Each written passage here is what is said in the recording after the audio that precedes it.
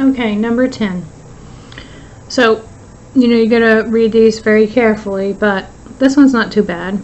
The limit as x approaches 1 of this function f exists.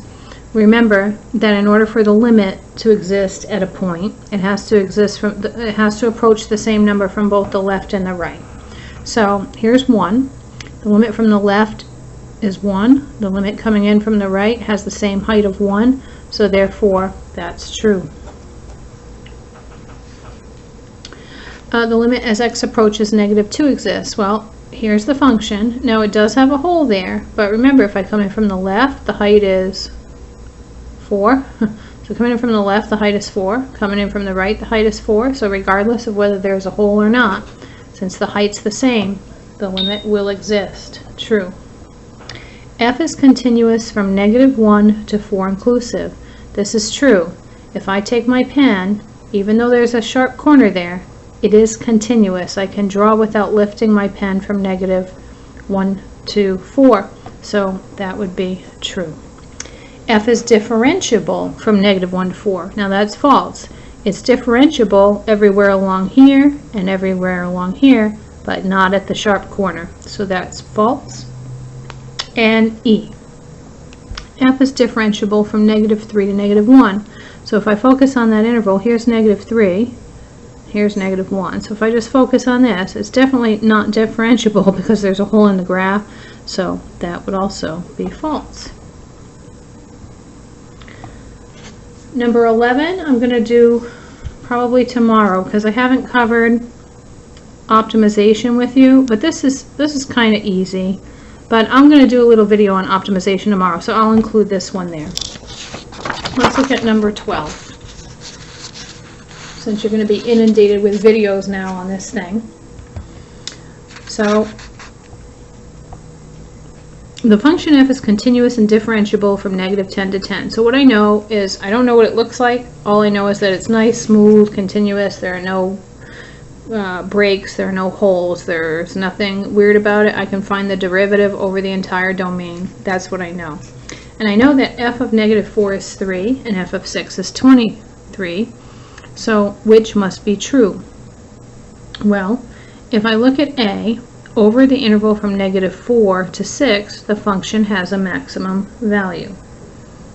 Well, this is true. How do I know?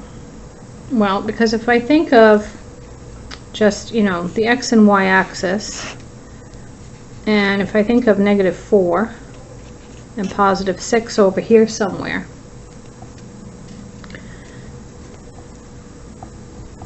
and if f of -4 is 3 and this is 23, I mean, I could draw a straight line from, it could be a straight line function from between those 2 points.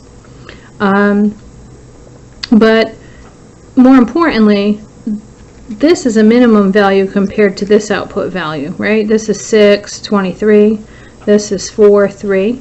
So it does have to have a maximum value over that, because just look at it. In B, from -4 to 10, there exists a C such that f of C is equal to 0. Well, I don't know that, and if I don't know it, it's false. Okay? I mean, there's no way to tell. I don't know if the graph goes through the x-axis and there's a point that equals to 0. No way to tell. So when there's no way to tell, it's false. From -4 to 10, there exists a value of C such that f of C is equal to 10. That's going to be true. How do I know that? Well, I mean, how do I know this if I didn't know that? Well, because I know f of -4 is 3 and f of 6 is 23, and so there has to be some height of 10 in between 3 and 23, those output values, so it has to be true. In D, it says there exists a value C such that the derivative equals 0. Again, I don't know, so it's false. I have no way of knowing that. E, there exists a C such that the derivative is equal to 2. That's interesting. That's true, and we're going to talk about that later on in a little bit, but I want you to think about why would that have to be true. In F, f is increasing? Well, from -4 to 10? Could be. But maybe it's not. So I'm not at 6 anymore, by the way. I'm at 10. So it could go from increase to decrease. It could be strictly increasing. I have no way of telling, so it's false. And G is true. Over this interval, the derivative exists for every c from -4 to 10. Well, if the function is continuous and differentiable, then the derivative has to exist over the entire domain. So that's true. Okay, but I will talk back about, which is the one I said? This one. I will go back over that. I'll talk to you a little bit more about that one in another video. Okay, number 13. What is the slope of the line tangent to this function at the point when x is equal to 0.861? Calculator problem, right? So I'm going to put the function in and I'll show it to you after I enter it. Minus cosine 3x squared. So I'm putting the function in like this, right? That whole, so it's x squared minus the whole cosine of 3x squared, just like we did with that earlier function. And I'm going to hit the graph key. And let's see. Now, I need to find the slope of the tangent line when x is 0.861. So I'm going to do trace 0.861 and hit enter. And it's going to put the little, I don't know, blinker there, little cursor there. And so at this point, all I have to do is second draw tangent at 0.861. Hit enter, and it will draw the tangent line. And they just wanted the slope, and the slope is -0.975. So approximately 0.975 is the slope. Oh, it's negative, sorry, negative. So the slope of the tangent line is -0.975 at that point. Now I'm going to print off the next page, so I'm going to do that real quick. Print.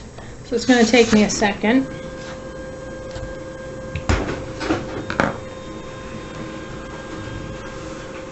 As you know, I'm not that good with making videos, so alright, so back to this thing here. Okay, so now let's see, 13. Oh, I guess they showed a picture of what the function looked like over some small window here. Anyway, I guess I think this goes with 13. Oh, no, I'm sorry, 14. The graph of y is equal to x to the 2/3 is shown above over the interval from -5 to 5. So again, which is true. Okay, the graph is continuous and differentiable over the entire interval.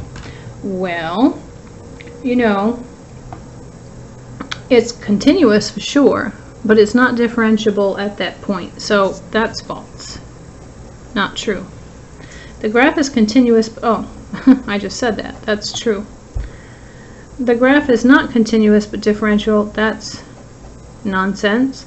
The graph is not continuous nor differentiable. Again, nonsense. So the only true statement there is B, as in boy. This is a famous one from AP. Okay, it says the graph here is twice, this is the graph of a twice differentiable function. In other words, this is the graph of f double prime. So when you see twice differentiable, it means it's the second derivative. Which of the following is true? Well, you know, we got to look at this. F of 1 is less than f prime of 1 is less than f double prime of 1. I think we might have even done this one in class at some point because it's a very famous problem. But anyhow, I need to think about this. If this is the second derivative, what I know about this, what I know is that f double prime at 1 is equal to 0. So what I know is that the function is changing concavity, right? So that's a point of inflection. at x is equal to 1. The whole graph f double prime is concave down, right? Now, from, oh, I shouldn't say this. I should say from negative infinity to 1, f double prime is negative, and from 1 to infinity, f double prime is positive. And so what I know is that f is concave down over here and concave up over here. So I'm just making some observations about this thing. So I know that f of 1, maybe I'm confusing this. Maybe this is not f double prime. Oh, I'm sorry. It's not f double prime. My bad. I should read. This is f. Sorry. Blah. So I just screwed that up. Anyway, this function looks like this. And this is 1 here. So what I know is f is concave down over its entire domain. So that tells me that f double prime is negatively valued. I don't know what the value is, but it's negatively valued. The other thing I know is that f of 1 equals to 0. Okay? And so if that's true, and I draw a little tangent line there at x is equal to 1, that implies that f prime is going to be positively valued there. That makes sense because this function f is increasing, so f prime should be positive. So it's going to be a number, whatever it is, bigger than that, right? And f of 1 is 0. So we have f double prime of x is less than f of 1 is less than f prime of 1. So it looks like the answer is going to be C there, this one. Okay, so again, my bad, I'm sorry that I screwed that up, but this is the graph of f. It's concave down, so the second derivative is going to be negatively valued, so it's going to be the lowest number in this little inequality here. F of 1 is 0, so we go from a negative number to 0, and this is going to be some positive value, this derivative, this tangent line, f prime, so it's got to be bigger than 0. So C is the answer. And here we go again with this little nightmare function, which I just erased. Ooh. See if I can fix that. I just erased. Sorry about that. The little nightmare function out of my calculator. So that's a shame. That's a crying shame. Let me put it back in.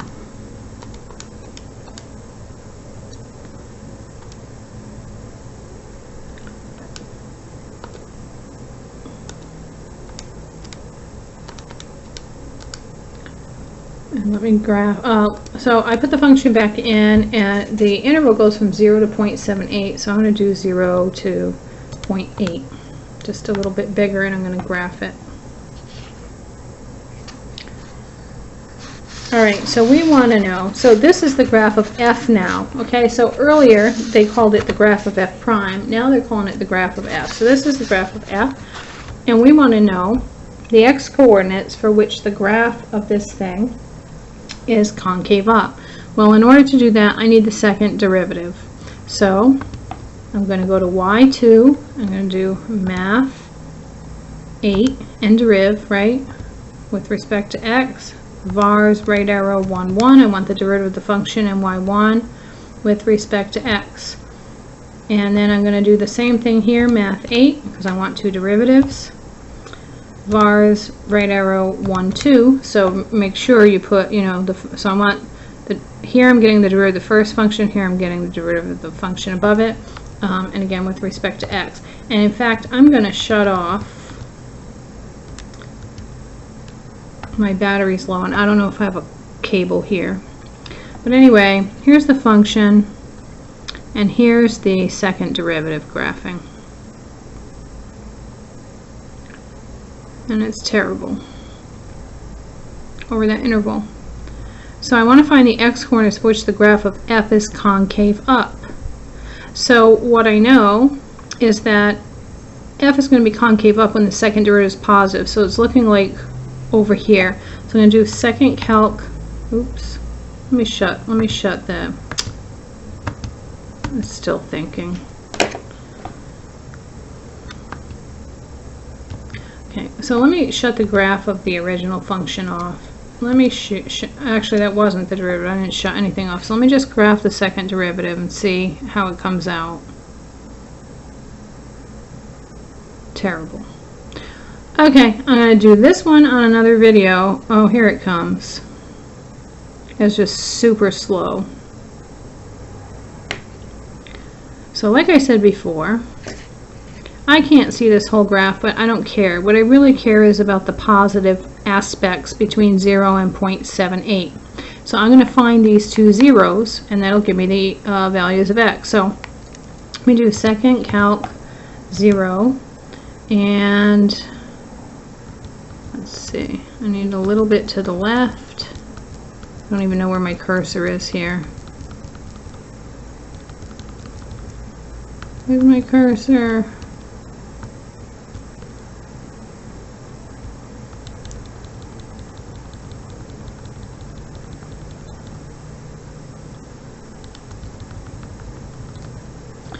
Let me try my trace key. I don't even know. Okay, there's my trace key. So see why this is insane that they give you these kind of functions to do this with, because the graphs are really awful. There's my cursor. Alright, so I'm going to do the second calc 2. I'm going to press enter. And I'm going to press enter again and enter. So looks like I'm getting an x value of 0.228. So let me just write that down. I'm getting an x value at 0.228. So remember, second derivative is positive up here, right? Up to here. So I'm going to do it again. Let me just get this key over.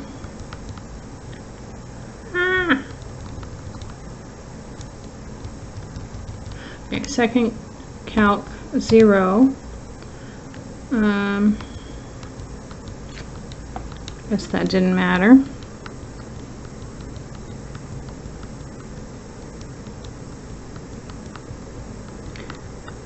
As we sit here and waste our time, I just don't want it to go past. So I'm going to press enter.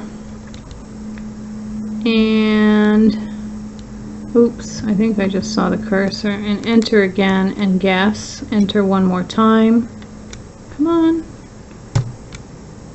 Looks like 0.544. Okay, so the second derivative is positive between here and here, and so that means that the graph of f will be concave up on that interval.